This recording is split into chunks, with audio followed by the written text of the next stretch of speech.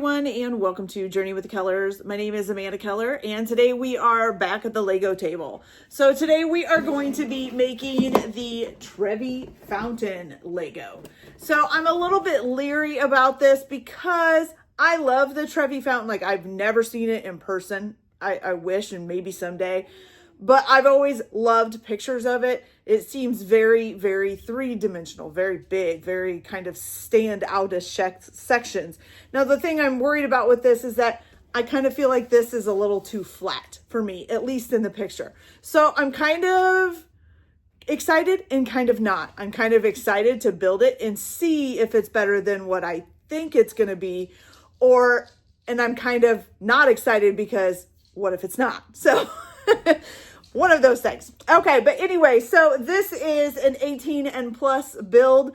It's a set number 21062. It's 1,880 pieces. And I want to find out. I have watched some other videos of people who have built this, and of course things aren't as intricate as it is for the actual Trevi fountain itself.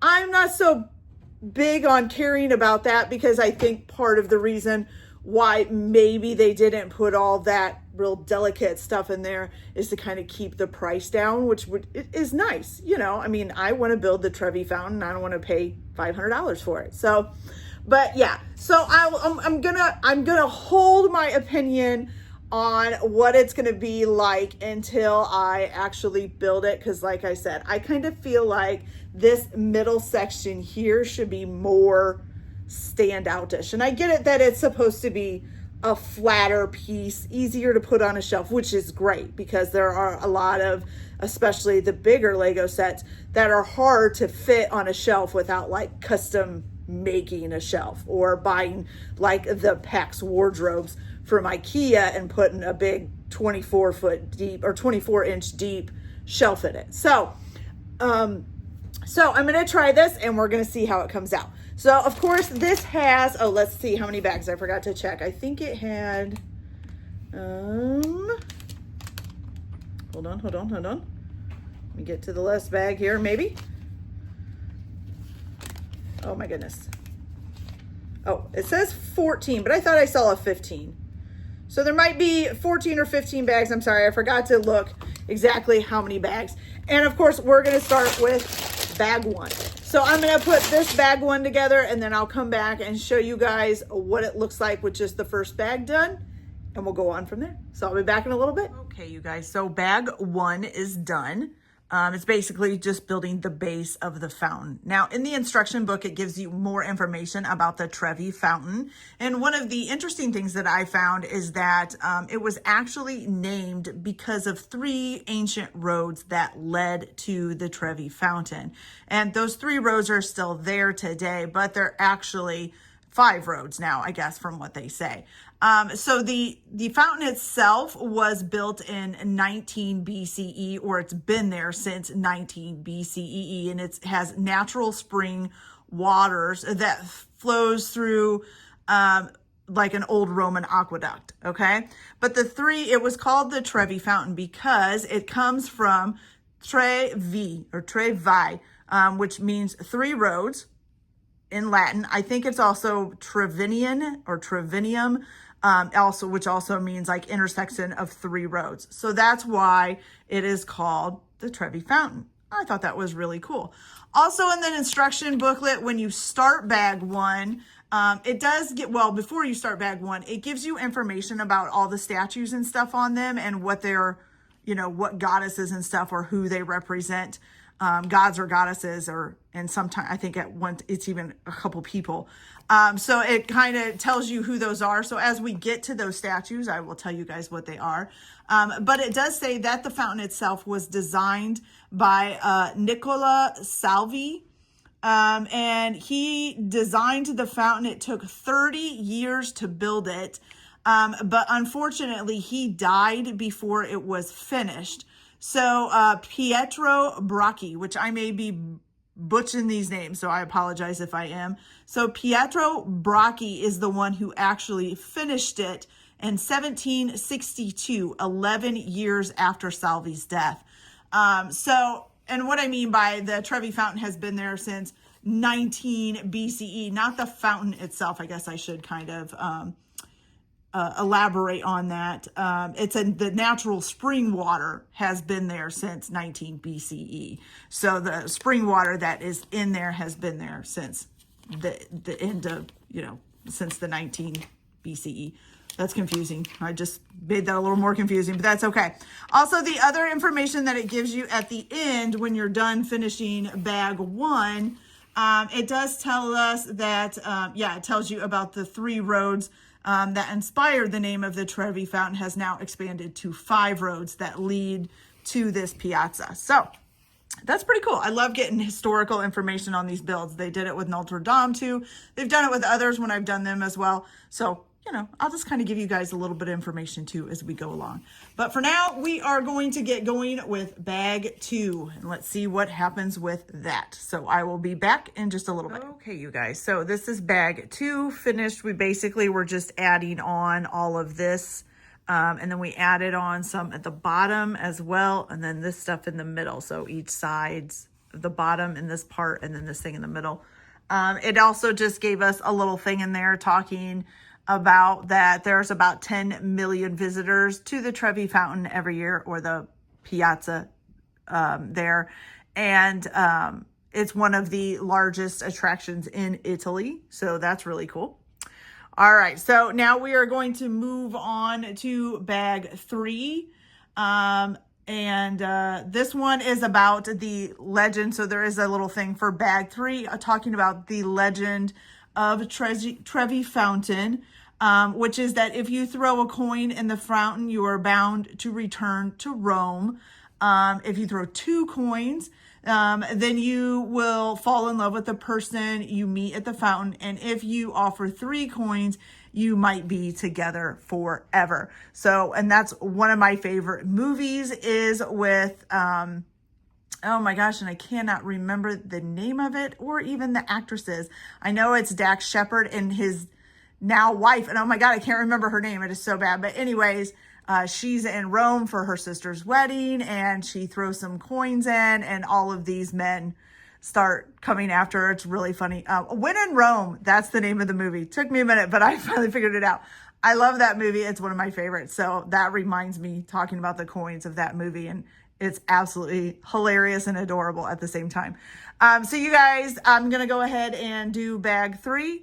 And then I will come back and show you what happens with that. You guys, so I'm not quite finished with this bag, but I wanted to show you guys because it's going to get covered up here in just a minute with the actual like water parts. But see these little, look, so there's a little coin here and a little coin here. Isn't that cute? So it says that like $3,200 a day in coins are tossed into the Trevi fountain, and they collected them each night. And then most of it gets donated, or a large portion of it gets offered to charities and stuff with that. I'm guessing probably the rest of it is used for one thing, probably for like keeping up the fountain and things like that, and then whatever else they would need it for.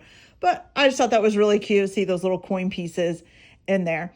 All right, so I'll come back once I get this bag finished. Okay, you guys. So bag 3 is done. And basically, I already showed you the 2 coins that are underneath of here, but we put the fountain on. As you can see, they used different colors of bricks to kind of show like the shading from this part that's going to be built. So this would be like shade kind of coming down on it and where the sun is hitting it. So it's basically just different levels of how it's shaded and all of that by the sun. That's really cool. I kind of like how they did that. But that's basically all this bag was about, was this entire part here. This was a whole section that you put together separately and then snap it down into place. But it does hide the coins underneath. I think it would be maybe a little bit better if maybe you could see the coins, maybe. Or at least maybe have put 1 coin in that you could see, like put it in here and then cover it with one of something, I don't know. But anyway, so far I like it. It's kind of cute. I like how they did the shading and everything on that. All right, so we're off to bag 4, and I'll be back as soon as that's done. Okay, you guys, so bag 4 is done. As you can see, it's mainly just been doing this here. So we added on these and then added all of this back here. So that's it so far.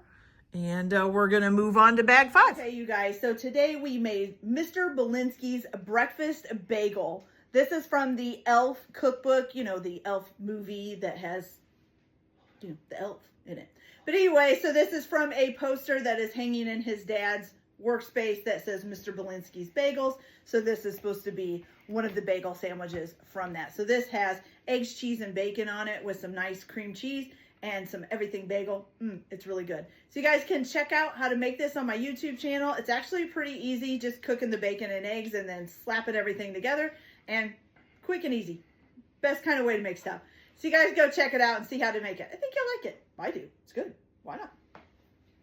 Okay, you guys. So bag 5 is done, and we're basically building more of the, I'm going to call it a waterfall. I don't know if that's what they call it, but basically where the water runs over the rocks, and then put in a little more of like the stones and rocks that are around the water. So that's it for bag number 5, and we are off to bag number 6. So I'll be back. Okay, you guys. So bag 6 is done, and now we're getting ready to start 7. We basically built these 2 things on each side. So these are the windows, and behind those windows are the aqueducts for, you know, the water to come through into the fountain. So that's basically what this whole bag 6 was about, was doing those.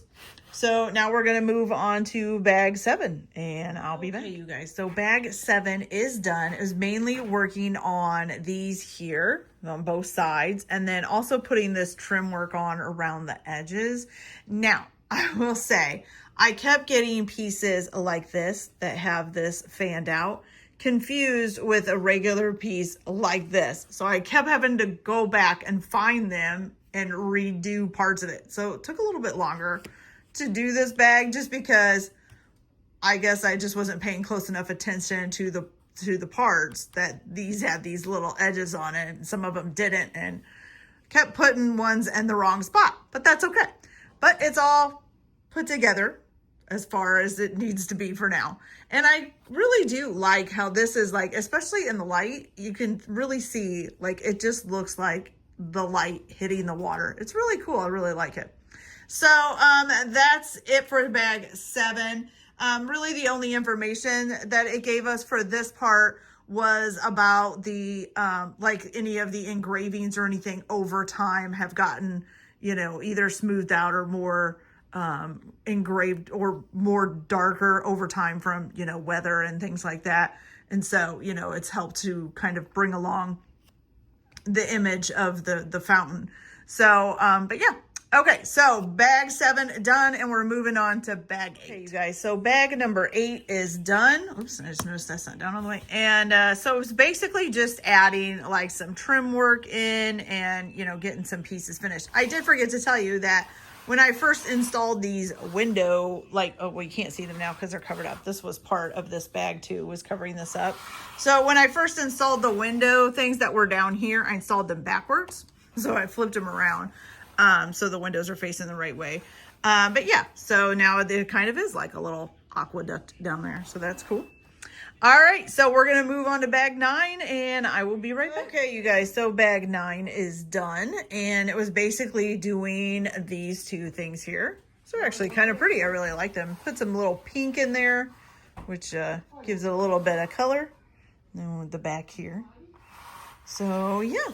So that was the whole bag 9, was just putting both of those walls up. So we're going to continue on and do a bag 10. So I'll be back. Okay, you guys. So we have bag 10 done, and that included putting this stuff in here. So now we have the little domed in area and then the 2 side areas, and those are all going to hold statues. And then on the back of it, we have installed more of the wall here. So these panels here were put in so that everything is nice and flat now. And so that's it for bag 10, and we're going to move on to bag 11. So I'll be back as soon as that's done. You guys, so bag 11 is done. And of course it was adding the 2 top things on here. And then of course covering up the back as well. And so it's looking pretty good. No statues yet, but that's okay. And I would say so far, I think it is better so far in person than it is in the picture. So that's good.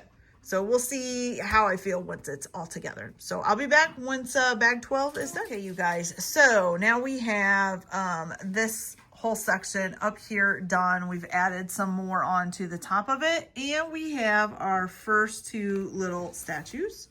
And this is the end of bag 12. So this statue here is Agrippa. I'm probably not saying that right.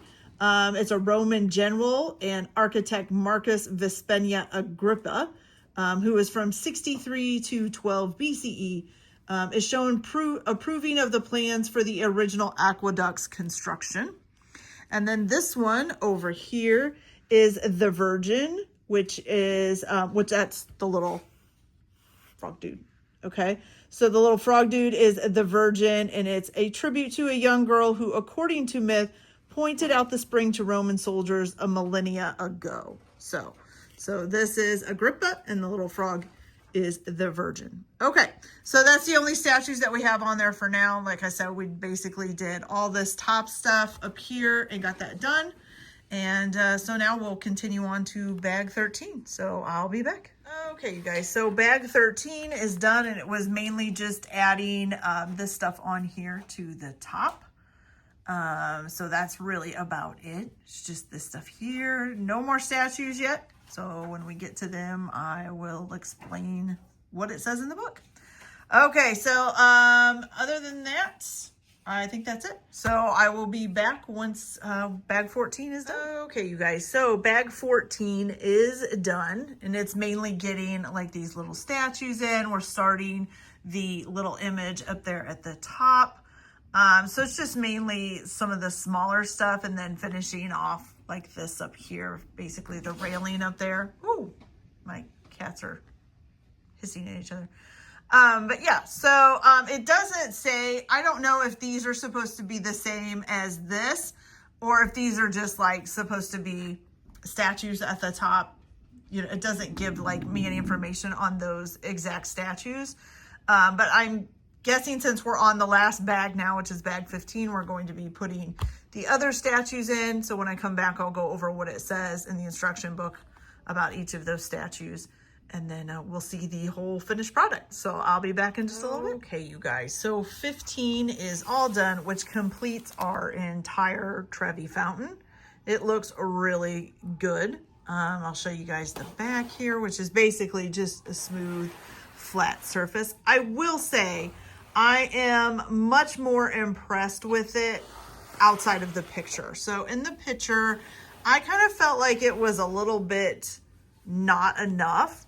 Now, of course, it could be more detailed, that's for certain, but, you know, I can understand them trying to keep it into the price range, and it is a very, it's a pretty good model, and I actually enjoyed putting it together. So I think I am a little surprised. I was, like I said, I was worried at the beginning that I wasn't going to like it as much, and I had watched some other people of the videos of them doing it, and, you know, said that they were actually a little bit more impressed.